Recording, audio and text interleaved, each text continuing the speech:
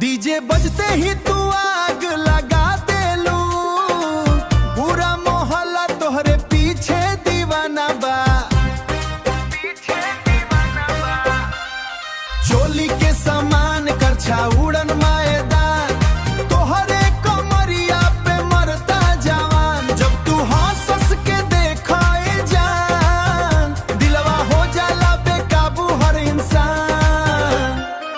लाल लाल lipstick गजब तोहार style, देखते ही दिलवा हो जाला मिसाइल।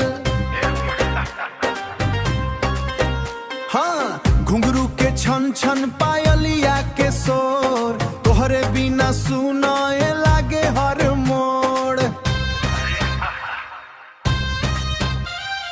चोली के सामान करछा उड़न मैदान, रूप तोहार लागे नाया तूफान। गोरी तो हर चाल करे नुकसान, लड़का सब हो गइल परेशान। डीजे पे तू जब कमरिया हिलावा, देख के भिड़िया कंट्रोल न पावा। अखिया के कजरवा जान ले ला, तो हर जवानी सबके पागल करे लेला। तो हर जवानी सबके पागल करेला।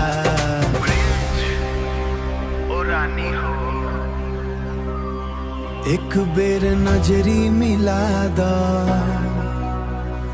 दिलवा के तार छेड़ दा। आज रात